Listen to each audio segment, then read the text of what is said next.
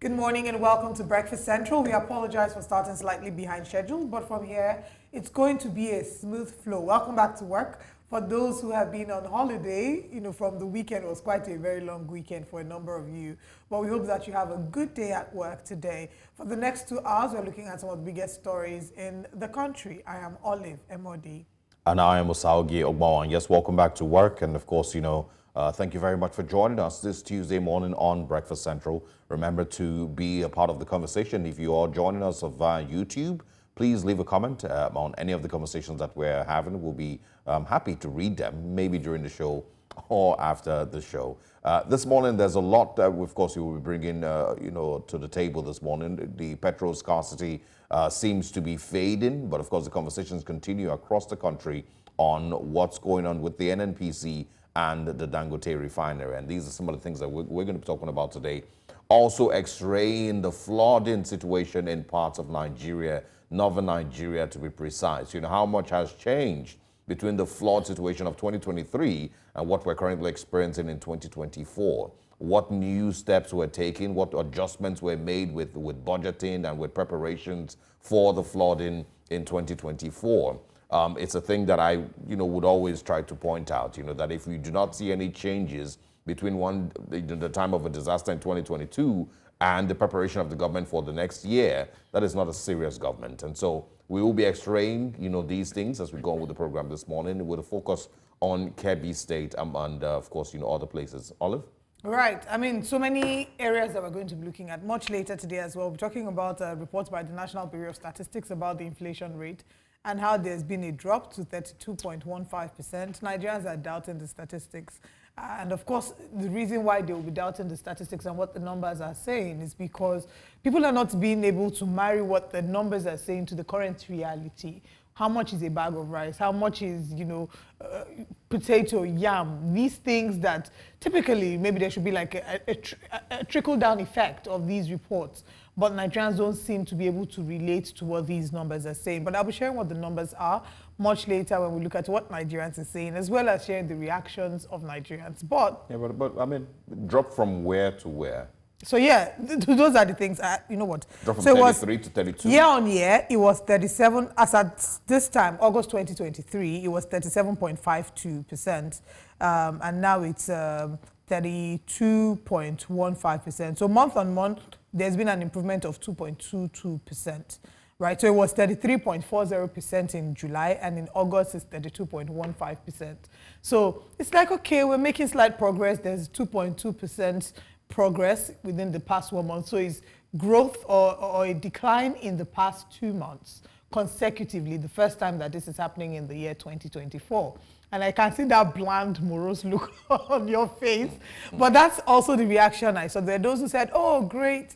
Whilst this is not something that can be interpreted on the smaller scale, but it's good for our macroeconomics, but majority of the numbers. I saw a tweet by Emeka Obiariri, and he went on a full-on rant and started to break down the numbers, how much the tuber of yam cost, as against how much it cost in July, how much rice cost. So a number of people have started to say, you can't throw these statistics at us and expect us to believe these statistics if the statistics are not a reflection of what we're seeing, especially because you're saying that the improvement is happening in the past 2 months. Another concern that Nigerians have raised is if the statistics look like good news, now we're having drama with NNPC and Dangote. So the PMS is going to also impact what the inflation numbers will look like at the end of the month. Yeah. So people are waiting to see what it will be. But beyond all the talk, at the end of the day, Nigerians don't just want these reports that look like good news. And yes, it is good news, but we want to be able to see that this good news can be translated to how much people are spending. Purchase power has reduced. The average Nigerian has seen a reduction in their spending power. How many people in the past 2-3 months can boast of a salary increment? 3, 4, 5 months, even this year. How many people can say that their organizations have increased? I don't think it's up to 1% or 2%. Exactly. How many people can say that their salaries have been increased? Yet, imagine functioning on a certain salary and having to pay 3 times the cost of goods and services. And if you're a person who is rendering services, your customers will still come to you and beg you and say, Nigeria is happening to us, give us a discount. We don't have money like we do before. So people have not even been able to increase their charges as much. Yeah. Whereas so everybody's shopping from the same pool. Everybody's buying the same tomato. Everyone is buying the same onions, buying the same rice at really exorbitant prices. So it's really a difficult time to be Nigerian. And just to say to the National Bureau of Statistics, another question or another angle, Nigerians usually would ask that how are these numbers being, how do they reach these numbers? You know, what are the indices?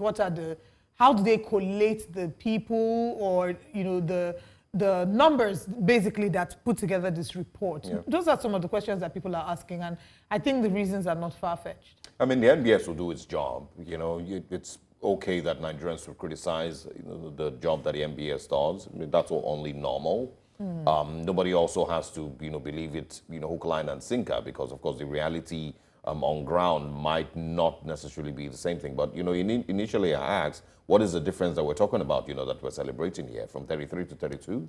Yeah, is that something that, you know, the current administration should be proud of? Absolutely not. Yeah, well, yeah, you could say that, you know, but it's nothing to be proud of, you know. And like you've also very importantly mentioned, the price of petrol is going to, you know, be about 1,000, maybe more than 1,000 naira per liter. Dangote has not put out its official price yet.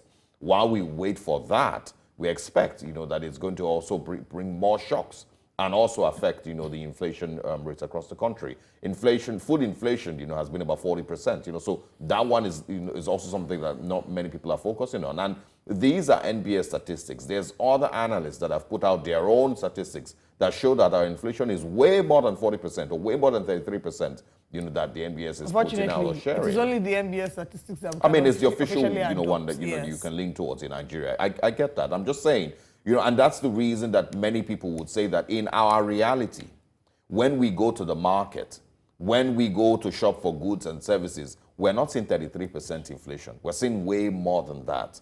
The adjustments that I spoke about last week, you know, it is also very reflective here. The fact that many Nigerians have had to adjust, not just with, you know, their lifestyles now, but the entirety of who they are have to be adjusted, because you need, there's people, I personally haven't used my air conditioning in I would say in like 2-3 months. Thank God the weather has been seemingly cool. But I'm pointing that out, you know, to show that for me on my level, as not even a rich person, these are some of the adjustments that I would have to make. I don't even consider myself middle class. In fact, there's arguments that there's currently no middle class in Nigeria. It's either you're rich or you're poor, and there's more of the poor than there are the rich. You know, so forget about the whole conversation about middle class. But the adjustments need to go all around. People need to adjust the number of meals a day that they can eat. People need to make adjustments on how they transport themselves to and fro work. People have to start cutting out unnecessary movement. You don't have to make this movement. You don't go. All of that. You know, people will not show up again for their loved ones as much, because on Sunday I was going somewhere with a few friends and somebody was like, please, where are we stopping? I'm like, oh, let's just buy food. And she was like, yo, until we need to be careful. Yeah, I mean, those are the adjustments that will in a way, those are even privileged. Exactly, privilege. I'm talking about the people who normally were stuck with eating maybe one meal a day, if you're lucky, twice a day. Those ones aren't even assured of that, you know, meal every day anymore. And this is a large number of people. I'm not talking about, you know, 100,000 people. I'm talking about millions of people across Nigeria that are not even assured that they would eat food every single day. And this is the reality that has now, you know, become, you know, true for Nigerians. And I think that's part of what I'd like to respond to, because many times when we read things like this and we're not particularly excited, the reaction you get is that, oh, enemies of Nigeria, you people don't like good news. You're always happy to take the bad news. You're not excited to take the good news. Is it good news that we can see a 2.22% progress, I believe? Yes, 2.22%, yes, between July and August. Yes, it is good news.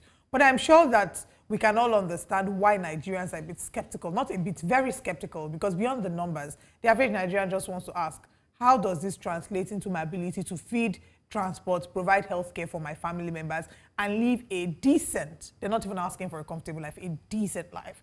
Much later, we'll take what Nigerians are saying. We'll head to Twitter and take some of your reactions to these statistics. But now let's bring you what our top stories are.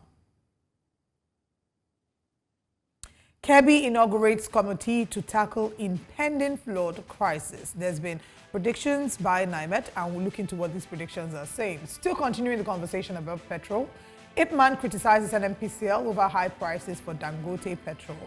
Kaduna Refinery toxic discharge controversy is another of our top stories. We also will be looking at INEC speaking ahead of Edo State gubernatorial elections happening on the 21st of this month, and we'll be bringing you live updates.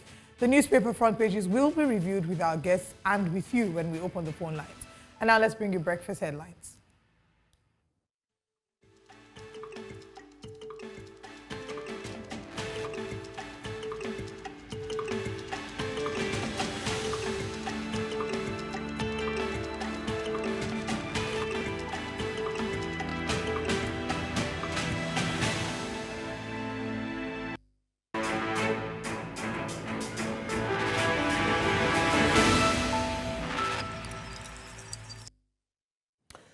We begin breakfast headlines with updates on the flood situation in Borno State. President Bola Tinubu announced a disaster relief fund on Monday in Maiduguri, Borno State, to assist Nigerian citizens impacted by floods and other disasters.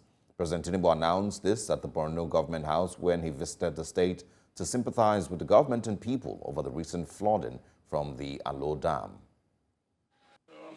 Various prayers.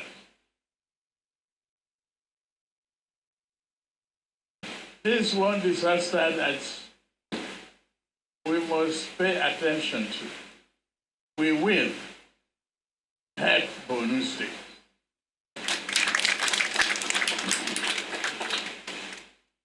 Your Excellency, the Governor, I could see the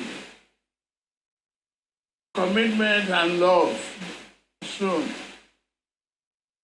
across the board.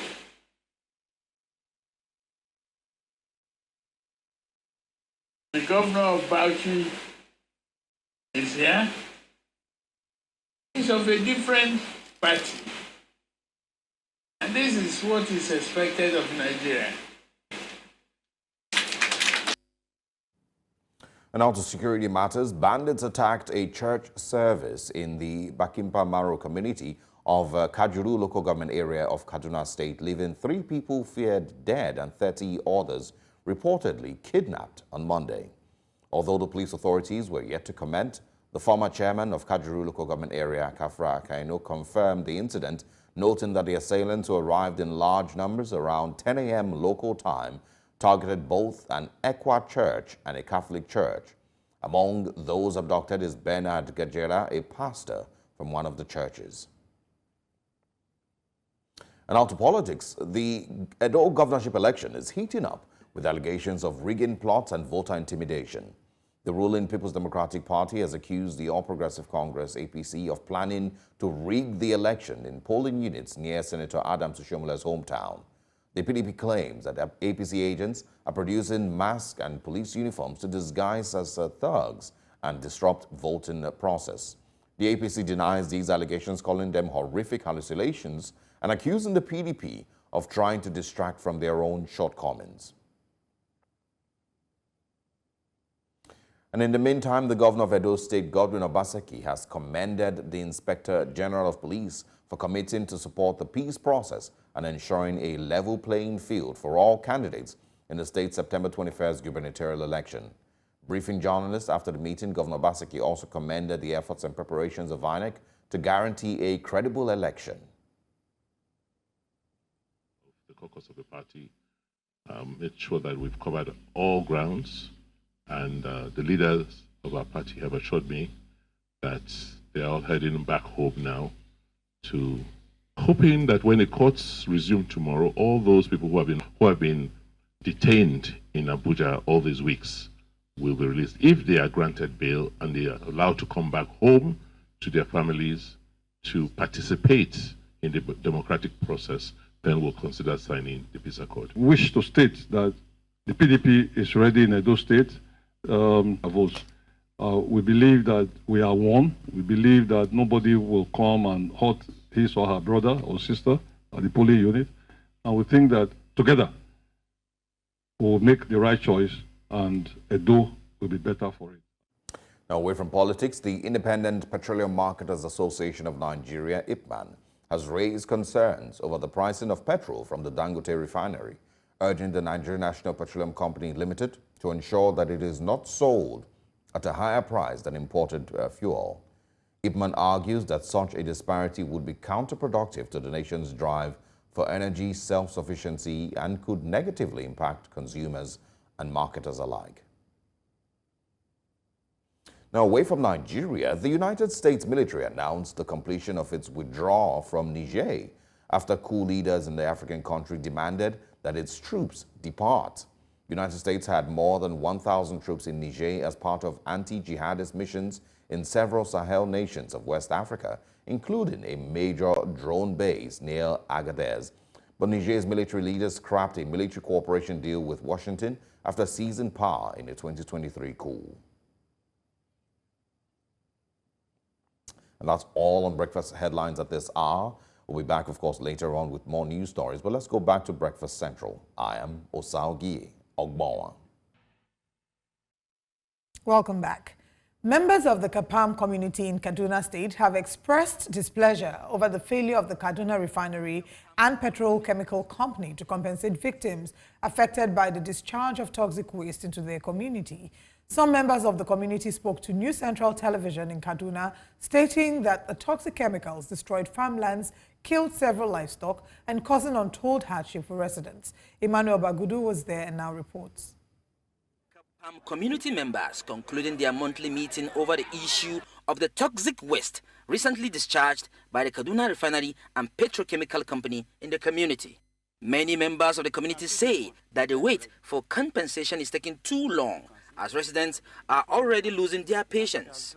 The result of the blood taken from our community members, definitely we have no any response for now. So for that, all these crops that was affected, we have not had anything from them for now. Some doesn't have this seed again because they draw the nutrients inside the corn. And if you look at the potato also, the same thing. So we don't have any food in our community nowadays, these days, because some have these farms that we farm. Some we are hoping this September to start harvesting, but the chemical have affected them, nothing to harvest again. Affected individuals recount their losses, predicting imminent danger if the Kaduna Refinery and Petrochemical Company continue to keep silence over the issue. Some of us stomach ache, vomiting, and all sorts of things. So, but you think it's not like that? It's not like that. It is the chemical? It is the chemical. We were not feeling like that before the thing happened. But the very day that this chemical was sprayed, many of us, children... So who took care of your medical bills? Who paid? The refinery. They paid for it. What they gave us is not what they're supposed to give us. Like me, they gave me BP drugs and my typhoid drugs. That this is what is affecting me. But I came back home. Up till today, my eye everywhere is itching. And I farm in the bush before. I have a very big farm in the bush. But due to the security situation in the country, we can't go there to do anything again. So during my research and the rest of it, I discovered about this system of farming in the sack. So I am back on it. I have 1,500 bag of yam sack here, 1,500. You can see yourself, everything now is dry up, and it has got to the level of harvest. I'm about to harvest some, but this is what I saw. And I'm afraid even to pick anyone inside to eat. The community had protested a few weeks back, shutting down the refinery complex. Many will be hoping that the two parties reach an amicable settlement soon. In Kaduna for New Central, I am Emmanuel Bagudu. That's a very heartbreaking report there by Emmanuel Bagudu, detailing the reality of the Kaduna citizens. They're asking for compensation. They're claiming that this has affected their lives. And, you know, it's a reminder that this is not the first time that we've seen communities complain about the toxic effect of, you know, a number of these petrochemical companies. In some cases, you know, you typically would hear of it in states where they have oil companies. And these oil companies would then cause a lot of damage. I mean, there's some that easily come to mind, you know, in certain riverine areas. So it's a shame that we have to keep going through these cycles. And especially now that the world is moving towards renewable energy, looking at fossil, moving away from, moving to, green energy. So it's a bit of a concern that we'll keep having these conversations, But yeah, absolutely. But of course, I'm hoping that the people who are living in Shongotodo, where the Dangote Refinery is, are also very much aware of about the similar implication. concerns. Yeah, exactly. And I hope they've been properly informed and proper steps have been taken to protect those communities as well. To think that real estate agents use that as a chip to sell properties to people that, the Yeah. Dangote Refinery is setting up here. All right. And then what the health like it's implications an of that would amusement be. park. Did we actually do an environmental impact assessment and inform them on what the implication might We'll be? see. Anyway, let's go. Still talking about petroleum now, since we talked about or mentioned the Dangote Refinery. The Independent Petroleum Marketers Association of Nigeria, IPMAN, has expressed concerns over the pricing of petrol from the Dangote Refinery, urging the Nigerian National Petroleum Company Limited, NNPC, to ensure it is not sold at a higher price than imported fuel. IPMAN argues that this would undermine the country's drive for energy self-sufficiency and harm consumers and marketers. The NNPC began loading petrol from the Dangote Refinery on Sunday, priced at 898 naira per litre, but IPMAN says it is higher than expected. The association emphasizes the need for competitive pricing to succeed in the fuel market. Dangote Refinery has denied selling petrol to NNPC at 898 naira per litre, describing the claim as misleading and mischievous.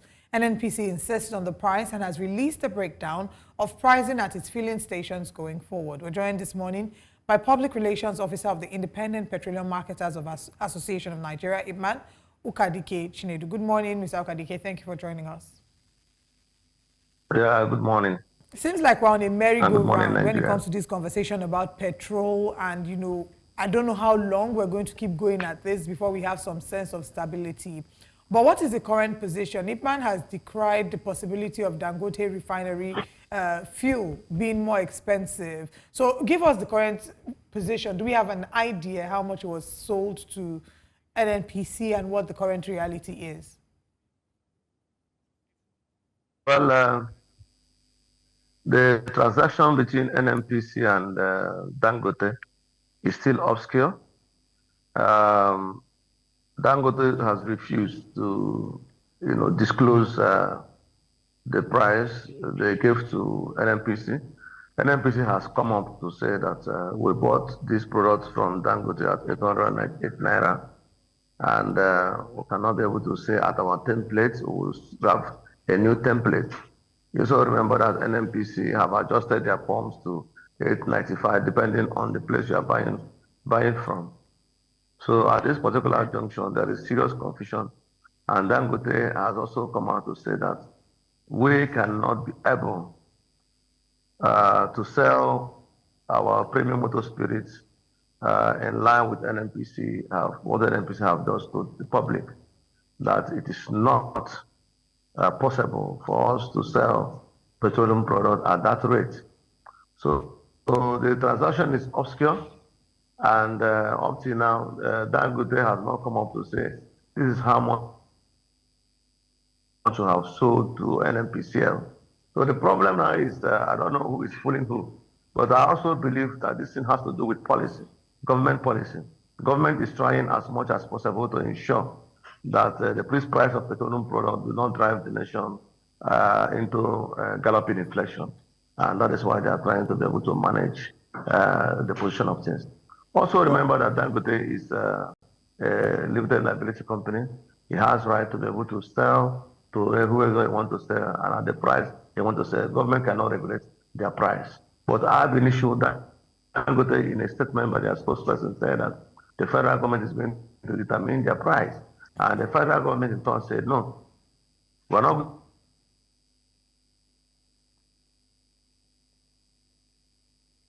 Mr. Okadike, we may have lost the connection with you there. We hope that you can reconnect with us and keep the conversation going. For those who are watching us, of course, it's, the conversations continue this morning on the Dangote Refinery, the NNPC, and Nigerians. And of course, seemingly trying to find a balance, on the, the price of petrol and what the reality will be for Nigerians going forward. understanding, of course, both sides of the coin, what the NNPC stance is, and also what the Dangote Refinery stance is as a limited liability company that also needs to make profit. Understanding what the expected price of petrol would be. If you remember, the NNPC put out a template, what it expects that the price of petrol will be across the country, with some places as high as 1,019 naira, and some of them as low as 950 naira. Well, I don't know if you can call that low. Of course, there's still the back and forth, with the Dangote Refinery saying that they did not sell petrol for 898 naira, and it's not even a realistic price, for them to sell petrol. So these are some of the things that, of course, we're hoping that we can explore this morning with the IPMAN spokesperson as he joins us, but there's many other aspects of the conversation. How realistic is it to even expect the price of petrol to be 950 naira? How realistic is it, to be 898 naira? For me, these are the things that we need to be honest about. Because if we claim to have stopped, subsidizing petrol, and of course Nigerians need to, are expected to believe that we've completely stopped subsidizing petrol, then what really is a realistic price, looking at the price of the exchange rate for the dollar, the details between getting the crude oil either from from local refining or from abroad. If we cannot have a clear picture, then it's just continue to be confusing. Also, there's the angle of looking at. I know many people already think, oh, this is Dangote. The government has been a huge part of the Dangote journey, but Dangote is also a private business, and they're looking to make profit. So, will it be feasible that they sell at a cheaper cost than the international market? And of course, I'm certainly looking forward to buying fuel at a much cheaper rate. But we have to be clear about what is actually possible. Can the government of the day, can the NNPC provide all the crude supply that Dangote will need at this moment? The reports have it that NNPC might not be able to meet the demand of Dangote. So that would mean that Dangote is having to import, and if Dangote is importing and paying exchange rates, he has to be able to balance the books. Absolutely. So I'm hoping that we have Mr. Ukadike back. Mr. Ukadike, are you here with us? Right. Yeah, nothing now is steady in Nigeria. Fuel is not steady, the price goes up and down. The roads are also not steady, potholes up and down. Foodstuffs are also going up and down. So nothing is steady in Nigeria, so you have to bear with me. No, we understand. What we're trying to understand, is, for me, what I would expect that Nigerians are trying to find out is, what would you say is a realistic price of petrol that you expect from the Dangote Refinery? Well, in line with IPMAN analysis, that the depot owners, they have opined that the Dangote Refinery, in line with the international best practice and the current foreign exchange in Nigeria to dollars, that fuel will be sold at 1,117 naira. That is the benchmark which they also feel that fuel we are going to sell. But now, if you look at the gasoline oil, the AGO is being sold between 1,200. These two products almost don't normally give gap more than 10 to 20 naira in terms of difference. So at any time, I can also vividly recount from 1980 something till now, you cannot see the diesel giving or fuel giving this kind of wide margin. So and these are almost the same process of refining this crude. So for people to come and say they are going to buy PMS at 800 and diesel at 1,200, it's not realistic. So that man has said that to land petroleum product here in this country will not be less than, in terms of international best practice, not be less than 1,117 naira. Now, we have to look at other factors of importation, other factors of foreign exchange. Dangote is being given crude in naira. There is no more cargo vessels that are coming in. So all those costs should be shrinked. By the time you shrink those costs, the NNPC permutation of buying products from Dangote at 898 naira for me, it's realistic, because I'm a member of independent marketer. I'm literally concerned about taking volume products from from Dangote or from NNPCL and so to numerous consumers. But as a concerned Nigeria, I will also be able to, discuss this issue. It is important that we should look at what the federal government is trying to do. They are trying to see whether it can be able to cushion the effect of high costs of premium motor spirit so that it will not be able to drive galloping inflation in Nigeria.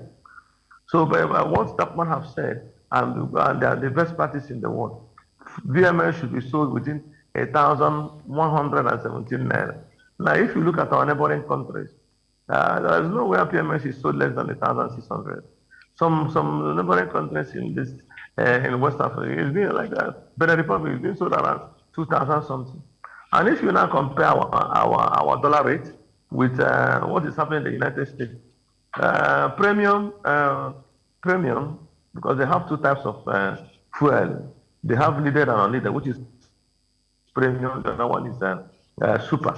One is selling for $2.99, which is around, if you convert it, almost into 4,000 naira in our own exchange. Yeah, but just to confirm, is buying crude oil but Dangote is buying crude oil from the United of America.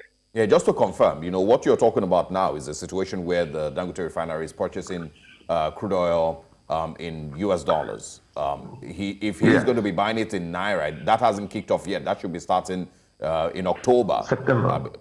No, it should be starting in October. We're currently in September. First week of October, yes. All right. So if he is buying it in Naira, you're expecting that the price should fall to 898 Naira per liter. Is that what you're saying?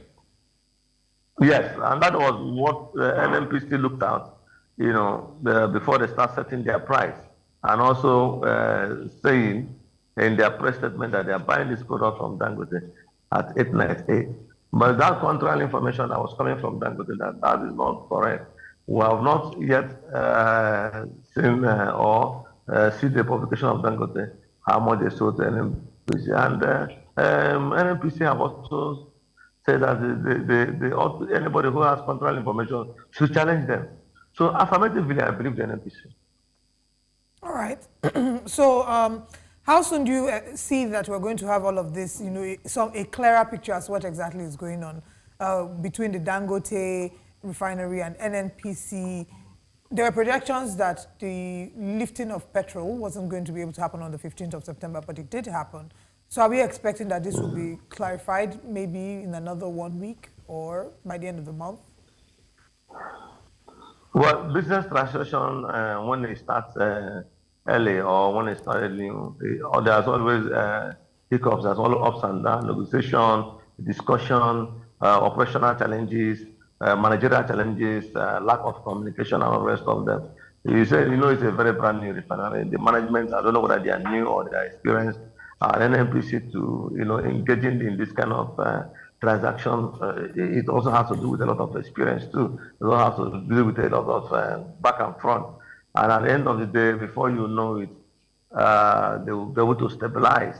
And NNPC is also looking at the Port Harcourt Refinery too. So they will not just double into this negotiation and who had a sinker, absorb whatever Dangote. There must be strong negotiation. There must be strong disagreement. And at the end of the day, both parties will come together and be able to foster good business transaction.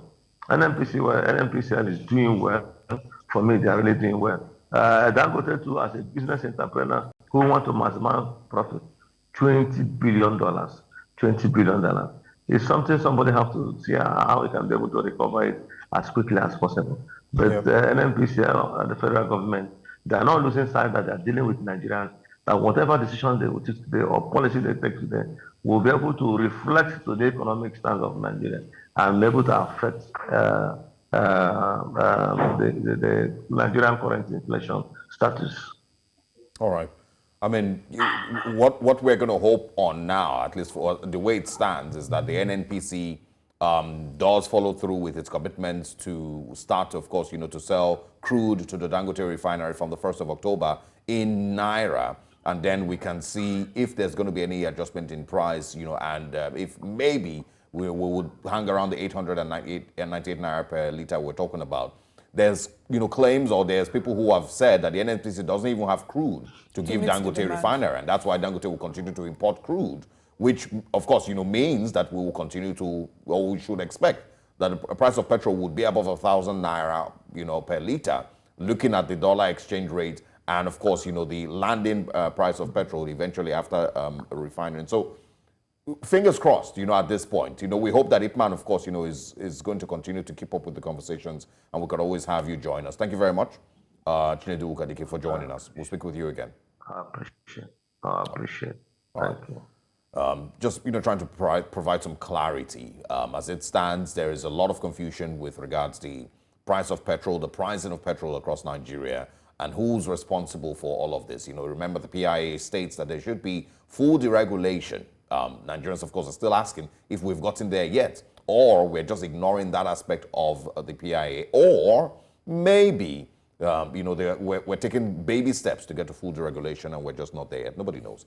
But we'll talk about it and we'll keep the conversations going. Let's move away from petrol and talk about the flooding now. President Bola Tinubu arrived in Maiduguri, Borno State yesterday to commiserate with the government and people affected by the recent flood disaster. He visited an emergency camp, assuring displaced persons of government support. The severe flooding has claimed at least 30 lives, displaced 414,000 people, and affected 40% of the city.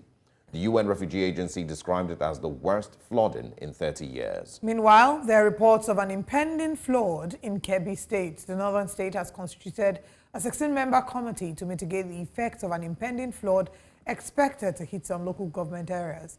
The committee comprises commissioners from various ministries, the chairman of Kebbi State Emergency Management Agency, SEMA, and other stakeholders. We're joined this morning by a senior lecturer in the Department of Geography, Federal University Benin Kebbi, Dr. Ishaku Ibrahim. Good morning, Dr. Ishaku. Thank you very much for joining us. Good morning, thank you for having me. All right. I think we'll start with the flooding in Borno State. Let's talk about what exactly your thoughts are regarding how we've handled it and how well it could have been prevented. There have been different reports about what exactly led to that flooding, the breaking of the dam, and some saying that there hasn't really been structural maintenance, and the blame has been shifting back and forth. So what are your thoughts regarding the flooding, and how well do you think we could have prevented it? To me, at the moment, I think the authority are doing their best. However, the flooding in Maiduguri, an issue that was anticipated through early warning, that the intensity of the rain have increased, and of course you expect that there will be rise in the river, and possibly the available dam will overflow. Now the issue therein is that when you have an early warning, is to give community authority an opportunity to prepare for the danger to come. So I would say that that early warning haven't been taken into consideration the way it should have been. If it were, then we shouldn't be in the situation where we are today. When you talk about early warnings, what do you expect to be the response, from government and of course from the people, if there's an early warning from NIMET, that there will be flooding? And of course, let's use Borno State as an example. Okay. If there is an early warning where you expect a flooding in the environment, normally what needs to be done is that area that are vulnerable to such flooding is expected to be marked out. And what needs to be done is that the community along that corridor, effort should be put in place to relocate them to a safer environment. Has that been done? At the moment, are we arguing the negative? So would you say that it is some level of negligence by the Borno State government or by NEMA but mostly by the Borno State government, to not have taken steps after those early warnings were given to protect the people of Borno State. And just to keep in mind, the chairman, I believe, of the Chad Basin Development Authority had gone for an assessment of the Alo Dam and got back to the governor and said that there was nothing to worry about. That was on the 6th of September, a couple of days before the city got completely flooded. So again, is it negligence on the government's part? Is it failure of the assessment of the Alo Dam, or just complete negligence to have left the people there and not taken actions after those early warnings were given? Well, it will be difficult to point accusing finger to a particular level of government. What we should bear in mind is that it is not only about the government. Like I said, the early warning should give individual, community, as well as authority, be it at whatever level. Now, if there's a failure, I will argue that it's a collection of failure, right from individual up to the highest authority. All right, let's take the conversation now to Kebbi and the prediction of rainfalls. NIMET has predicted that there will be a flooding, and there's been a 16-member committee that has been set up to mitigate this flooding. We have another chance to actually prepare. How well would you say that this committee is faring? How would you say that the state government is adequately prepared to cater to this impending flood? For the 16-man committee, I think it's a kudos to the government to have set up that committee to look into the area likely to be affected and see what can be done before the time. However, I am of opinion that we should begin to empower institutions. I do know that at the federal level, we have NEMA, and at the state level, we should have a similar agency. So we can empower those institutions so that whether it is training and retraining on how to manage such disaster before, during, and after, I think it will be a proper way to go. However, it's still commendable that we have this committee in place. Possibly in the coming days, we'll witness action that evacuate community at the line of danger. The Borno State government did set up a committee. The committee came back and, of course, gave its report. Kebbi State government has once again set up its committee. And, of course, you know, we saw how Borno State turned out. The Kebbi State government has set up its own committee, 16-member committee, to, of course, you know, bring its own findings. So, of course, you know, what we're hoping now is that, you know, the findings will be adhered to. And, of course, you know, whatever it is that the committee finds out, you know, would be sufficient to protect the lives of the people of Kebbi State if there is going to be an impending flood. But here's the thing. In 2023, same September 2023, there was a flood disaster in Kebbi State. Loads of houses were destroyed. I think some lives were actually were also lost in 2023. What has been different in the government's approach between then and now? At the moment, at least, we have a committee indicating that the government is trying to be proactive.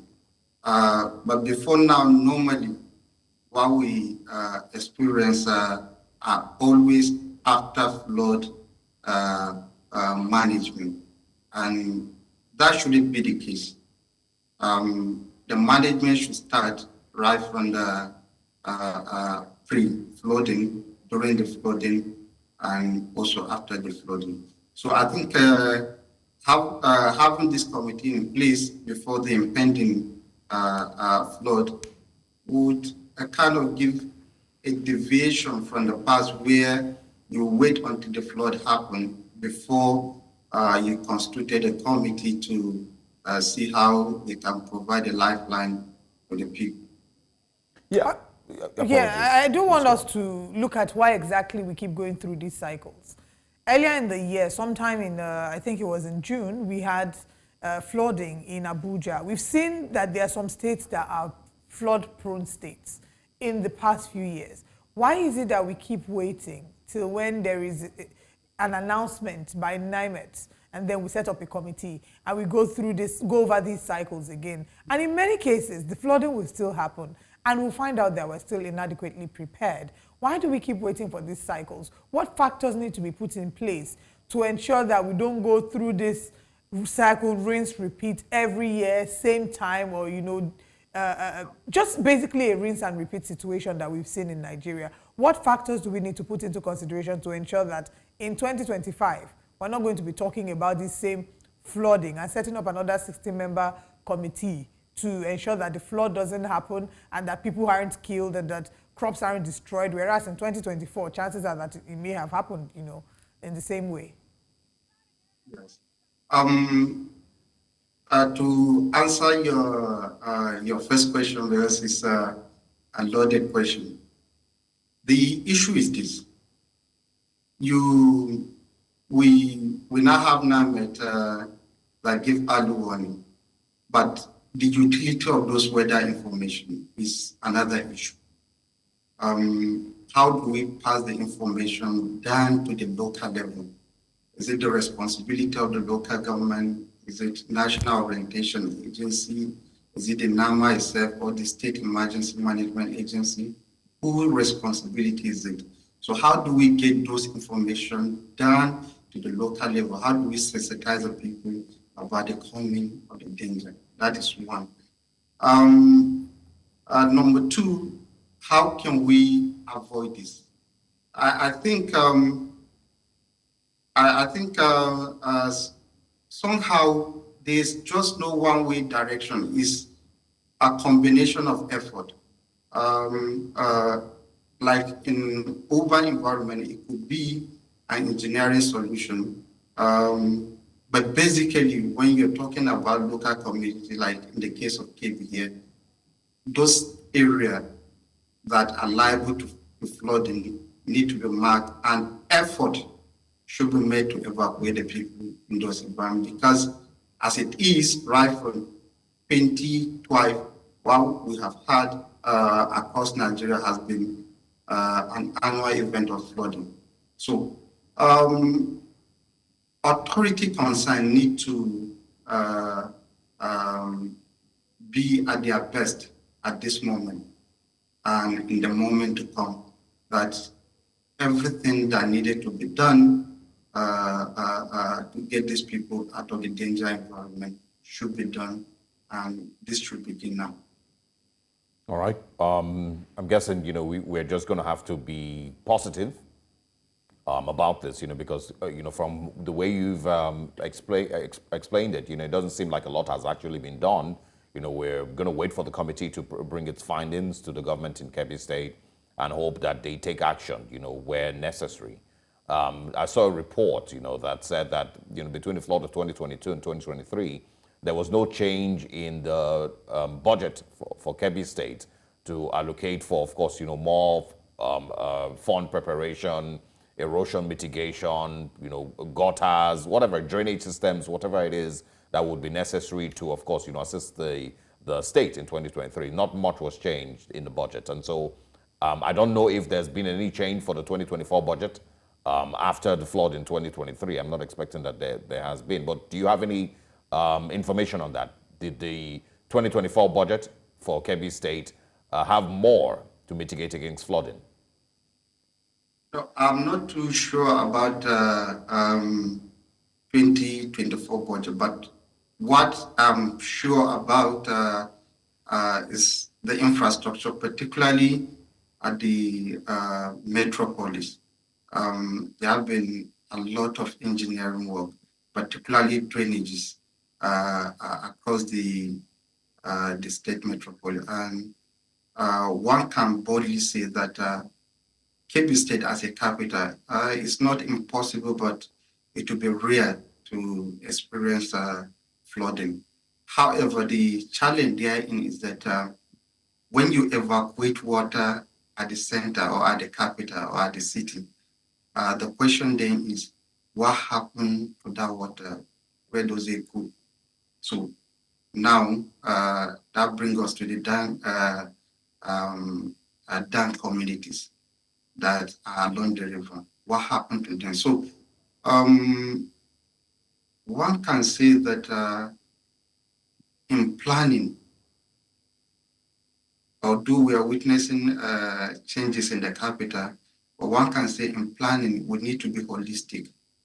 That so that we don't evacuate water at the center and people at the downstream are at the receiving end of what we are enjoying at the capital. So, all right. But specifically, the 2024 budget amount allocated to environmental disaster that I cannot, I'm not too sure about the figure. Okay. All right.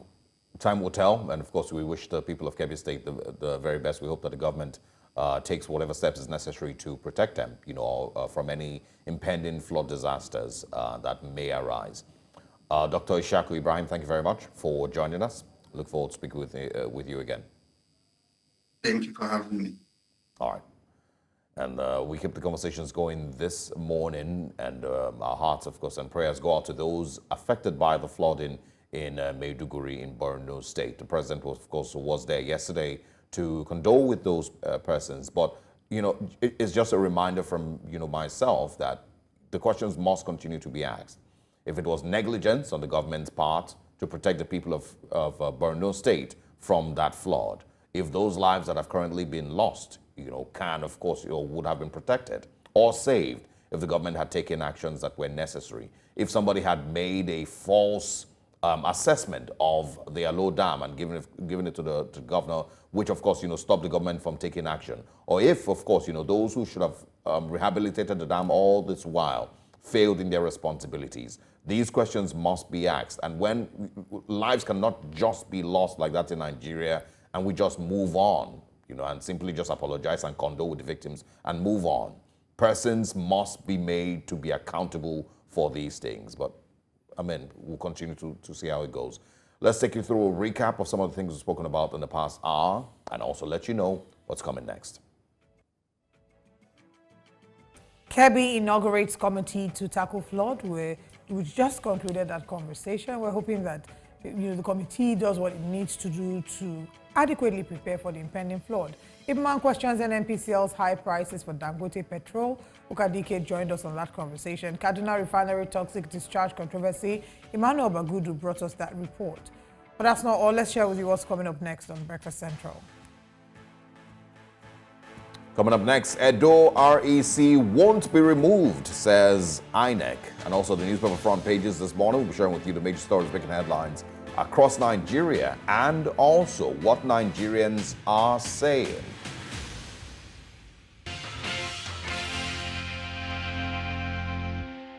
Welcome back to Breakfast Central. We reviewed the newspaper front pages this morning with you.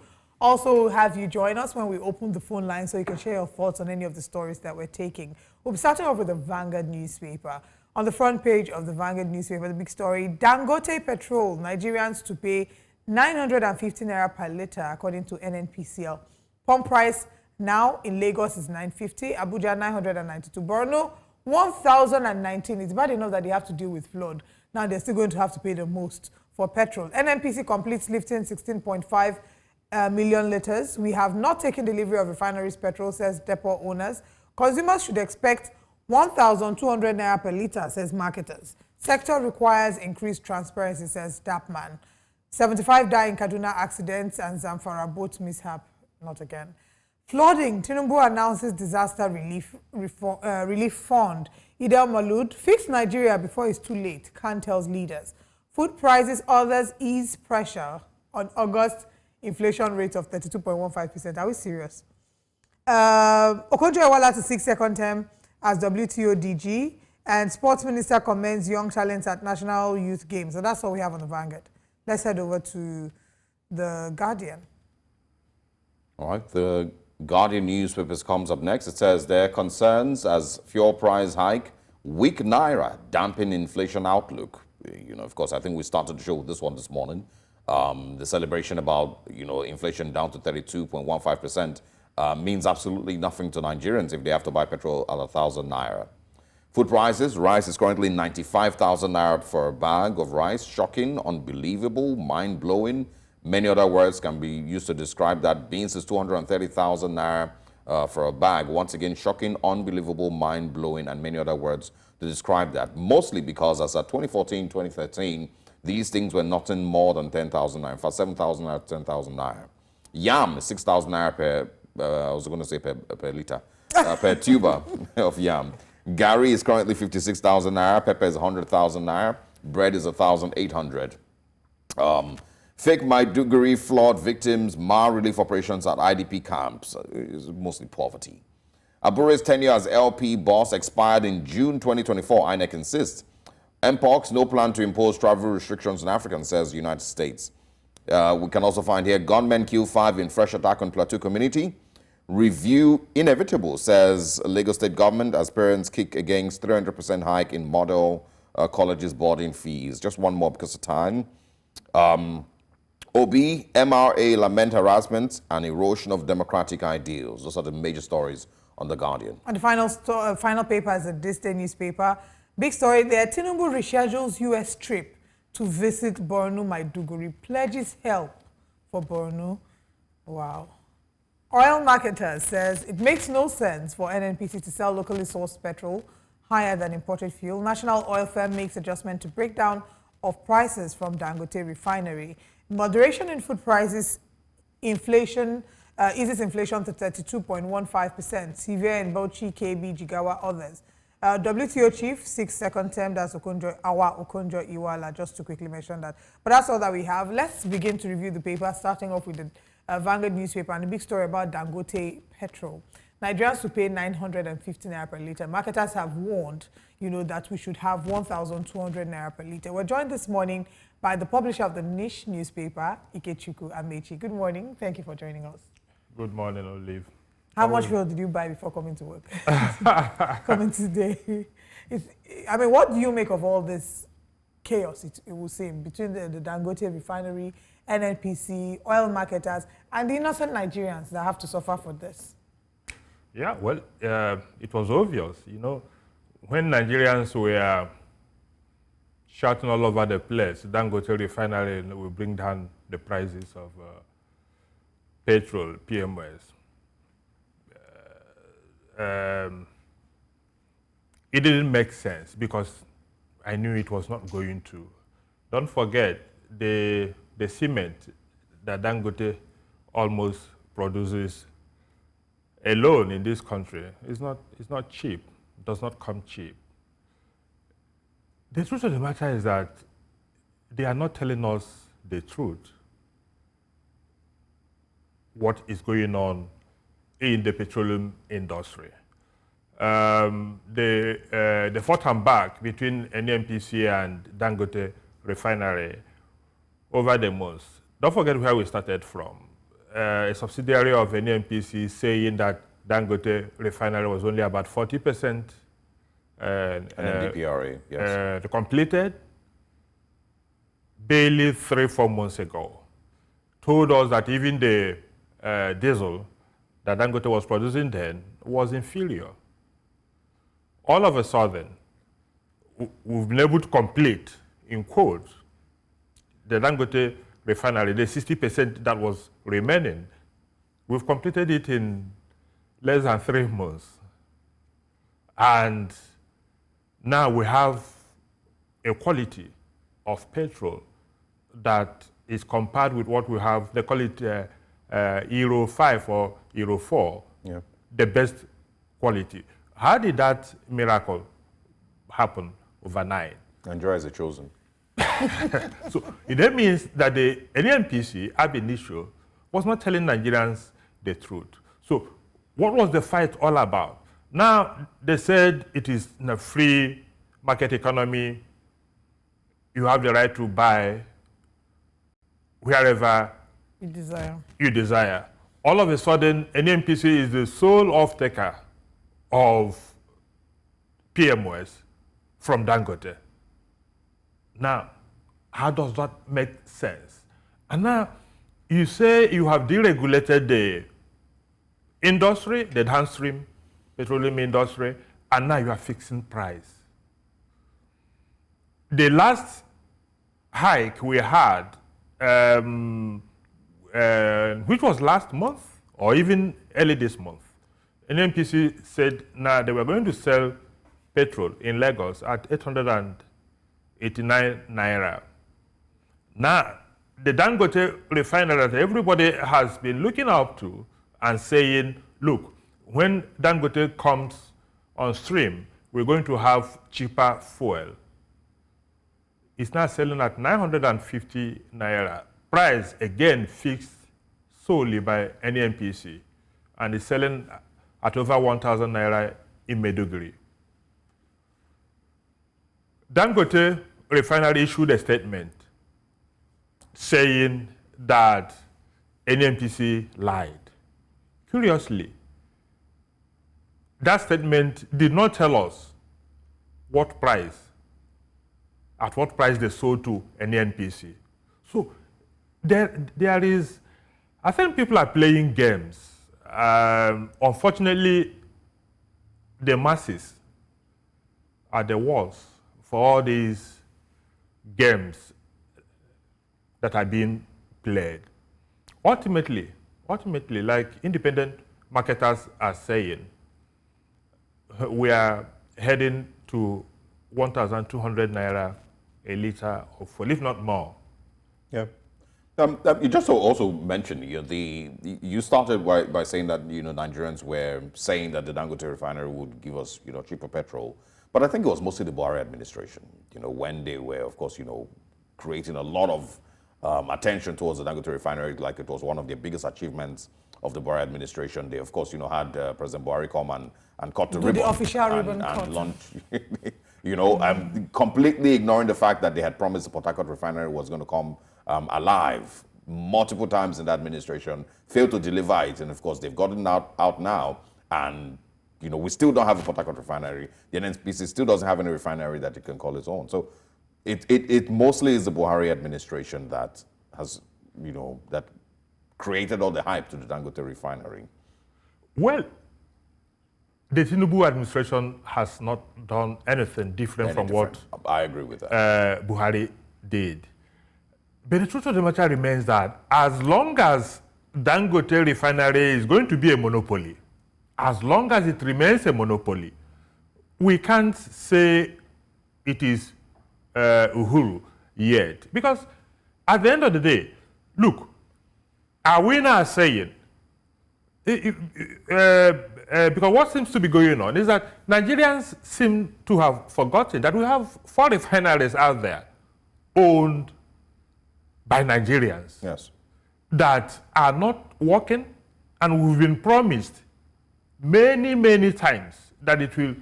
There are timelines which NNPC missed completely. Now nobody's talking about those refineries again.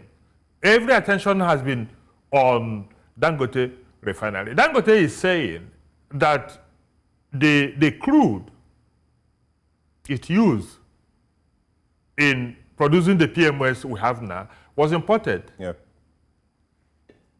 And the importation was done in dollars. And unless and until, of course, President Bola Tinubu has given a directive that crude oil should be sold to Dangote Refinery in naira. Until that happens, perhaps that is why Dangote is saying that they are waiting on the president to make a pronouncement on how much it will sell is this, and they are giving us up till October 1st. Look, Osa, it doesn't make sense, but it is what it is. It is part of the opaque macroeconomic policies that President Bola Tinubu came on board with, that are unrealistic and that are all leading south instead of going north. And this is with the hope that the NNPC will actually have crude to give Dangote Refinery in October, the one that they plan to sell to him in Naira. Let's hope that they actually have that crude to give to Dangote Refinery. Okay, you want to take another? Yeah, I want us to talk about the fuel price, the inflation. Okay, great. That's what I wanted to talk okay. because I do think that's an important story to segue into, because I wonder what the numbers will read at the end of September. And if you actually believe these figures, we've seen a number of people who don't believe these figures. Food price, others ease pressure on August inflation rate of 32.15%. That's what the Vanguard says. What does the Guardian say about it, Osage? The Guardian, of course, says concerns as fuel price hike, weak Naira, dampening inflation outlook. They were meant to be celebration, that inflation has dropped to 32.15%, but it's not looking like anything to celebrate. The average Nigerian that goes to the market cannot validate what MBS said as per inflation coming down, because even the food prices, they are saying broadhand the inflation rate. In the market, it's not there. People are still buying food at a very high cost. In any case, even if, let us assume, without conceding, that really inflation came down in August, it is also attributed to the production of tomatoes and all that. That is the harvest period. But when you consider that the price of PMOS was hiked by over 200%, that's where what Olive said. What do we expect to happen in September? Because the Naira is still weakening. I don't know if it is, at least right now it is over 1,600 Naira to a dollar. I think it was, last I checked, it was 1,660. So it is heading to 1,700 to a dollar. Yeah. And then we are buying petrol at 950. If you're lucky. How can food prices or how can inflation come down? So and that's why many people are skeptical. People could celebrate for all they care. The reality on ground does not suggest that inflation is coming down, and it is what it is. And it cannot come down as long as the weakening Naira and the high cost of energy, petrol, electricity, everything. As long as all those variables continue to go up, inflation cannot come down. Yeah. All right, let's quickly bring in Lenin, who's joining us from the Federal Capital Territory. Good morning. Good morning, sir. Good morning, Olive. Good morning. Please, I just want to talk about the state of this country. It is, like I always say, it's very, very sad, the country we find ourselves. The people in authority, the people that are supposed to make life at least meaningful for us, are not doing it. They are not accountable. It is very, very sad. Like, if these people employ me, Lenin, to man their company or their businesses, and I handle it like this, I put it to you that I'll be stuck in 24 hours.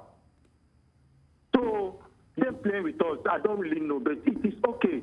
They should know that NNPC is fighting, Dangote is fighting. It is us that we are suffering. People are suffering. We are just wearing fine clothes. We are suffering. We are just wearing fine clothes.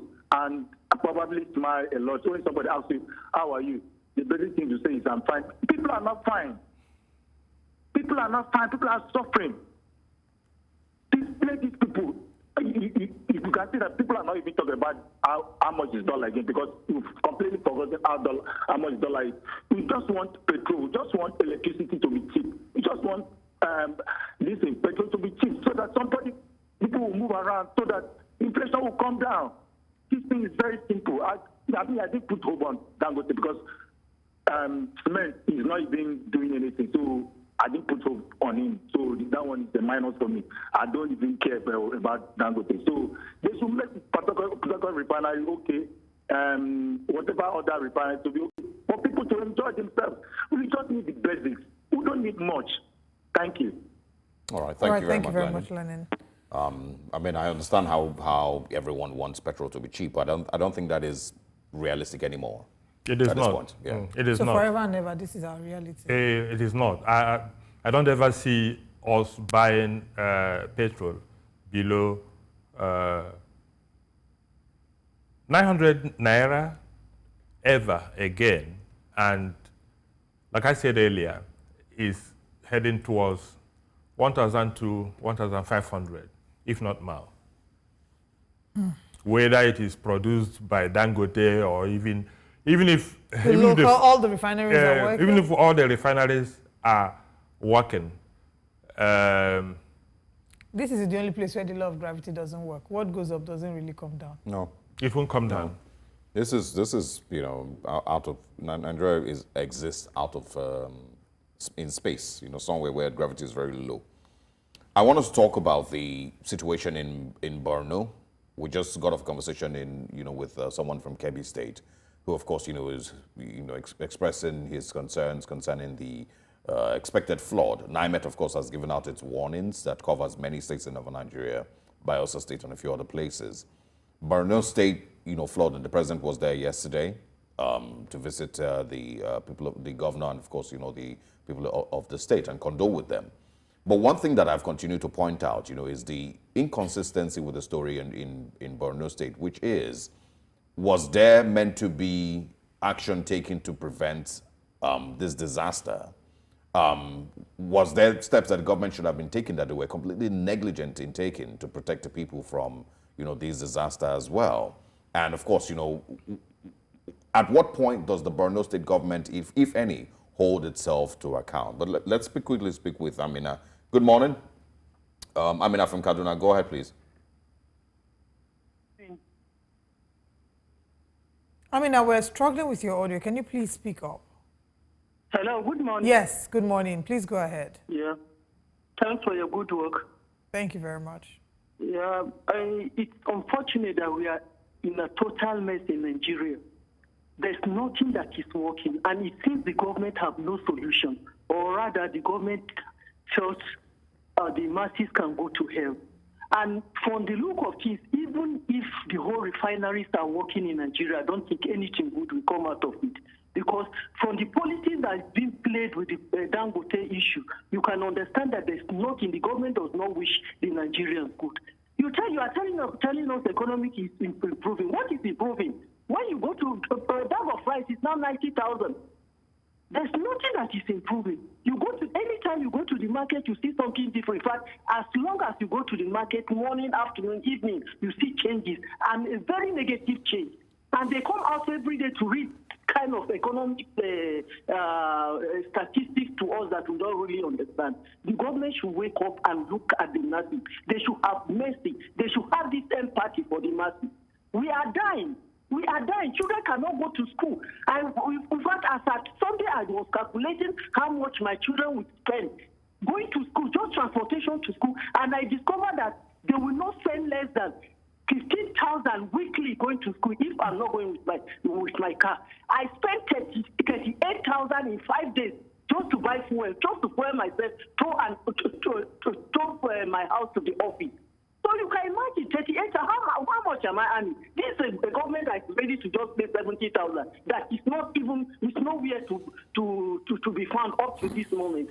They come out every time to tell us the economy is improving. What's improving? Is it when we die and nothing, the masses die, then the government will now know that nothing is happening? They should face reality. They should come out, they should have empathy for us. All right. Thank you so much. We are dying. Nothing is working. There's nothing that is working. All the schools, every school have increased. School where you pay 150 now is 200, 250. And they are telling us talking of out of school children. How do you take children to school when you cannot even pay? I'm so sorry, I mean, I can feel the pain in your voice, and I just want to say sorry, really, because There's nothing that we can see at this point. Unfortunately, this is our reality, and I don't know how things are going to get better. But thank you for calling and sharing your thoughts with us and sharing your pain with us. I just hope something positive will happen. At least, even we were not expecting something much again. But let's see the government working. Let's see them doing something for the masses. They shouldn't do it for themselves. They keep buying cars, buying nonsense for themselves, increasing their allowances. Why we are dying? All right. Thank you so much for calling. I think anyone who listens or listened to that call, you could hear the pain, the anger, and the frustration in her voice. But you see, Olive, it is, from what Amina even said, that reminded me, even Lagos State government, because of the inflationary trend, had to hike the boarding fee of students in public schools in Lagos from 30,000 to 100,000. And we still say inflation is coming down. It doesn't make sense. Like Amina said, and like I said earlier, go to the market and find out really how much are they selling bread now? Is it cheaper now in the month that inflation came down than it was when it was 33%? So it doesn't really make sense to say that inflation is coming down. I don't think anybody believes them anyway, but it is what it is. Okay. I mean, I'm happy that she called. Yeah, I'm really happy. Because, every time when I express this thing, we started the show this morning, and I'm saying that what people's realities are today, it's a reality that nobody would have expected that they will have to go through. It's a total disconnect from what I would never have imagined that the time will come when I'll be buying petrol at 900 and something. And some of the inconveniences we shared were even, quote unquote, some privileged inconveniences. Oh, yeah. There are people who don't even have, as we're talking, they don't know where their next meal is coming from, right? So people that live less than $1 right now, though, is worth more than it was. But there are people who live less than $1 a day, and this is $1 based on what the former exchange rate was when there was some sense of normalcy. So my heart really breaks. The story just talked about, the Guardian carries, it says, review inevitable, says Lagos State government, as parents kick against 300% hike in model colleges boarding fees.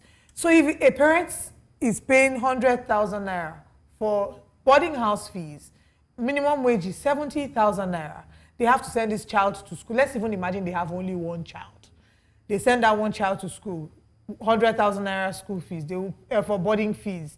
They will give the person tuition, give the person allowances. There will be transport fare. How much do they have left to eat? And that is even government school. Not even the private. Even government school. There's no private school that you can get anything less than 300,000 as boarding fee. Because when you calculate the food and the energy cost, you can't. So it's I don't know how Nigerians are going to survive or how Nigerians are even surviving, but the situation is rather dire. It is dire. So we can have all these statistics for all I care, but the reality, the living experiences of Nigerians don't suggest that anything is getting any better. Yeah, we're out of time, but I want you to quickly speak on the Edo State elections. What are your expectations in 1 minute, please? Expectations is that Edo State is just going to be like any other election in Nigeria. Look, I think it was last week or 2 weeks ago that I said here, we have a democracy without democrats. We have people, when they go for election, they don't plan to go and woo the people, to go and canvass, vote from the people. They don't depend on the votes cast by the people. They depend on other extraneous factors, talks, vote buying, and all those things that, and that is why even when the peace committee say they are going to sign peace agreement, peace accord, I say, to achieve worth. Because at the end of the day, you still find out that people are going to carry ballot boxes. The Obaseki raised some fundamental issues in Edo State. For instance, the INEC chairman and... It was the resident electoral commissioner, I believe. Yes, the REC is Wike's cousin. Yes. Wike has admitted that this is my cousin. In fact, they said, if you remember when those names were submitted to the Senate, some NGOs kicked against it. Yes. That this guy was even a commissioner under Yanson Wike. Wike, yes. Was a card-carrying member of PDP. Now, that is the man you posted to Edo State as REC. And you know the position of Yanson Wike on the Edo election. Even if for the sake of, that is saying, let us create a semblance of credibility, fairness, and free election. Common sense should dictate that that REC should be replaced. It does not take anything just to create good faith. But the INEC chairman has said it won't be done. And you expect people to also be confident that they are going to have free and fair elections. Elections in Nigeria have never been free and fair. And because of what happened in 2023, I am afraid people are not going to depend on go to court. Yeah, all right. Ikechukwu Amaechi, thank you very much for joining us. It's just really, really heartbreaking, the conversations that we've had this morning. But of course, you know, they are the current reality of Nigeria in 2024. Thanks for your time once again. We'll see you again next week, I believe. Stay with us this morning. Let's take a short break. When we come back, we, of course, continue conversations. We will be moving into conversations on the elections proper and also sharing with you what Nigerians are saying. But that comes up after this break. As the Edo governorship election draws near, there are rumors with allegations of rigging plot and voter intimidation. This unfolds as a recent survey by the Center for Journalism Innovation and Development, CJID, has raised concerns about public trust in the upcoming Edo and Ondo states gubernatorial elections. The survey, conducted among 2,156 PVC holders across Edo and Ondo states, found that only 36% of respondents have confidence in the election being conducted fairly, while 36% doubt the judiciary's ability to resolve disputes impartially. Now, the Edo and Ondo gubernatorial elections are scheduled to take place on September 21st and November 16th, 2024, respectively. Now, joining us is the Deputy Director of Publicity at the Independent National Electoral Commission, Adenike Tadashi. Good morning, and thanks for joining us. Thank you for having me. Good morning. All right. I mean, the big thing, with elections now, really, and of course, from the survey that was carried out, is the lack of confidence that, a large percentage of Nigerians have in the process. So let's first of all start with, your views on assuring the people of Edo State that INEC has what it takes and will be able to carry out a free, fair, and very credible election. Thank you very much. Let me say this. INEC is fully prepared to ensure that we have a free, fair, credible, and all-inclusive election come 21st September 2024 in Edo State. We have put all machineries in place to ensure that we have that seamless outing. Now, let me say, even the preparations started way back as last year, 2023, because it's the first thing we did was to, according to the law, we released timetable and schedule of activities. And this, we have, in the schedule of activities, we have 13 activities to be carried out to ensure that we have a seamless outing. And all these activities, they have timelines. So out of that 13 rolled out schedule of activities, I want to say that we have successfully implemented 11 out of that 13. So, and the activities started from the publication of notice of election to the very day of election. So the two remaining activities that I've just talked about are the campaign of election started in public with the political parties according to the 2022 general election, 2022, what do you call it, 2022 Electoral Act, good. That stated that election campaign for election must start 150 days. That is Section 94, All right. subsection 1. So the campaign has started, and we are waiting for the last day, which is 24 hours to the election. Yeah. That is, it will stop on the 9th September 2024. So those are the two, and the election day. So those are the two activities that are left in the timeline. Okay. Because we have, just a few minutes to have this conversation. There's the reason behind the lack of trust, is really because of how the 2023 elections played out. And of course, it would be nice that you share what are some of the laid down rules for, this election that must be adhered to. And if they're not adhered to, the results, of course, may not be, 100% free, fair, and credible rather. But before we get there, I want you to talk about the controversy concerning the resident electoral commissioner in Edo State. The PDP had called for him to be replaced, seeing that he is cousins with the FCT minister. INEC has, of course, said that they will not remove him or replace him. Tell us why. Thank you very much.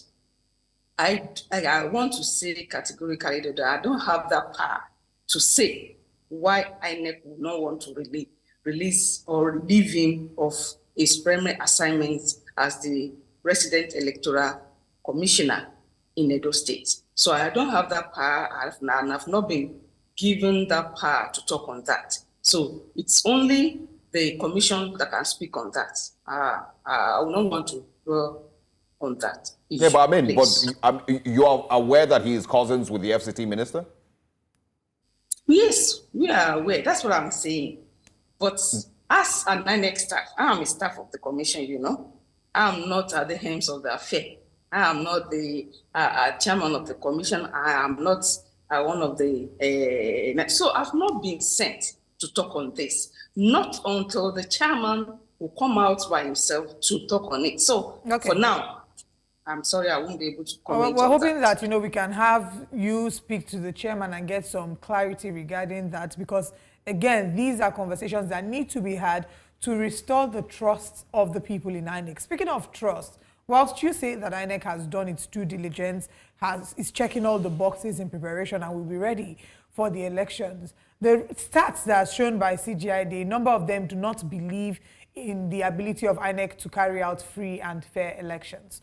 Why do you say that, or why would you think that the Edo citizens don't seem to believe in INEC's ability to carry out free and fair elections? And what will be done differently to restore faith in INEC?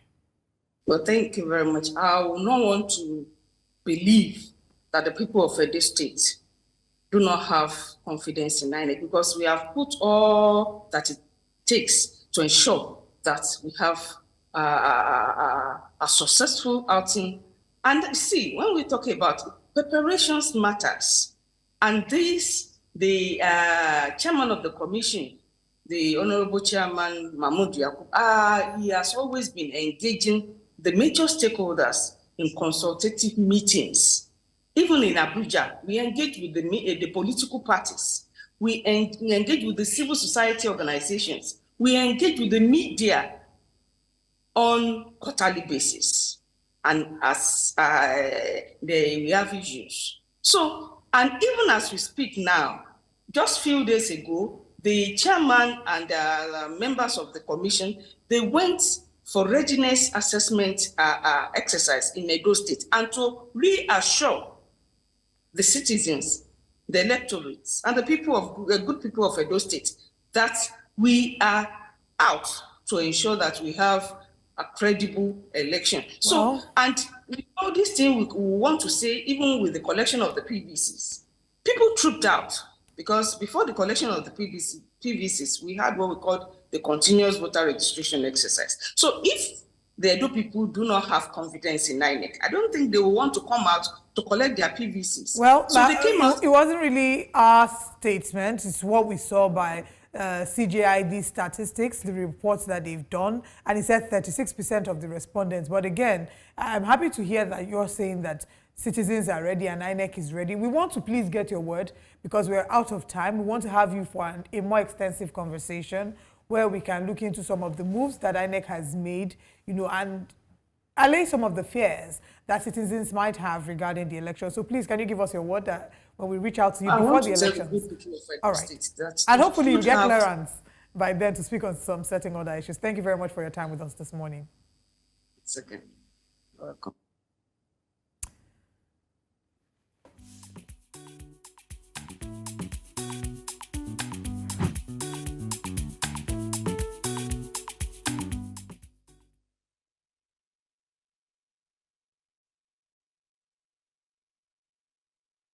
Let's share some good news today, shall we? Nigeria's headline inflation rate has slowed down for the second consecutive month to 32.15%. This is according to a report by the National Bureau of Statistics for the month of August 2024. Recall that after a peak in June, the NBS recorded a decline in July to 33.40%. So when you look at the 33.40% in July to 32.15% in August, that's a 2.2% progress in headline inflation right there. If, however, we do a year-on-year analysis and compare it to August 2023 figures, there was definitely an increase in the inflation rate, seen as August 2023 numbers were 25.80%, whereas August 2024 figures read 32.15%. But let's focus on the good news. The good news being that there is a month-on-month decrease in inflation rate in August 2024. Good news that a number of Nigerians have challenged because the average Nigerian who shops in the market doesn't care about statistics if the statistics does not convert to a decrease in the prices of goods and services. And they've shared their displeasure or their disagreement on Twitter, on X. Let's take their tweets. The first one is by Emediong. The Emediong has, of course, said, NBS reveals that Nigeria's inflation rate reduced to 32.15% in August. But my question is, why are prices of goods and services still very high despite the reduction in inflation, as claimed by these NBS guys? Something is not adding up.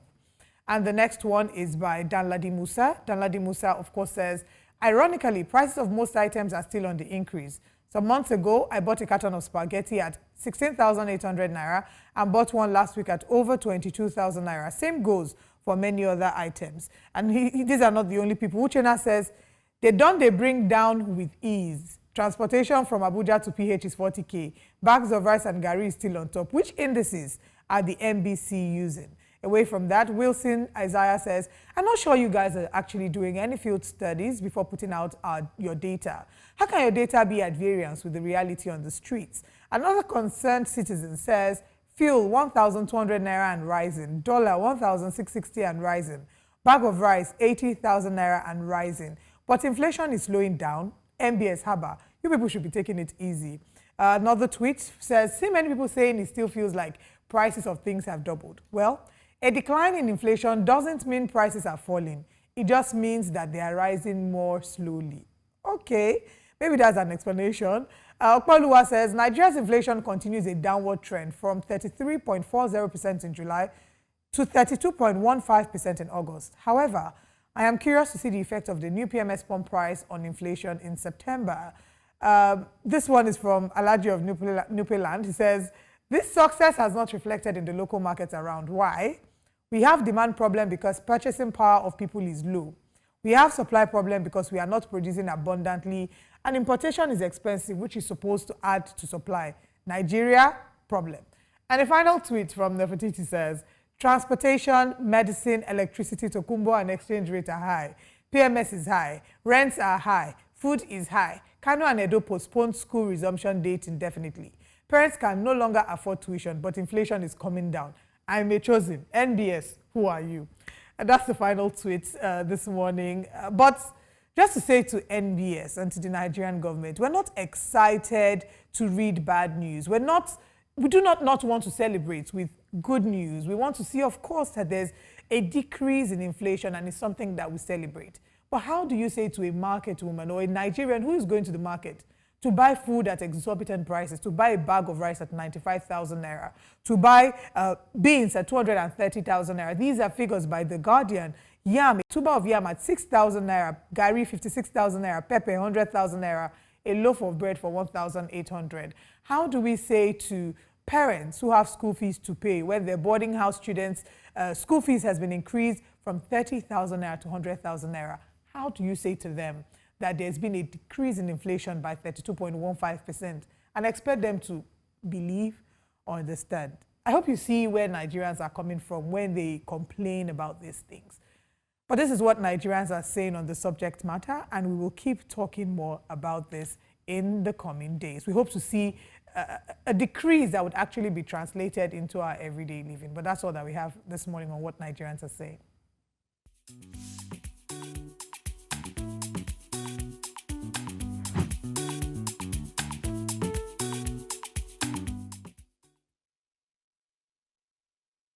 There we have it. We've come to the end of today's show. Thank you very much for joining us. It's not the most exciting way, but I think we will keep holding our government to account and keep sharing the pulse of the average Nigerian, because we are also affected by the plight. I am Olive Emodi, and I'll see you tomorrow. And I am Osaogie Ogbonwan. See you tomorrow.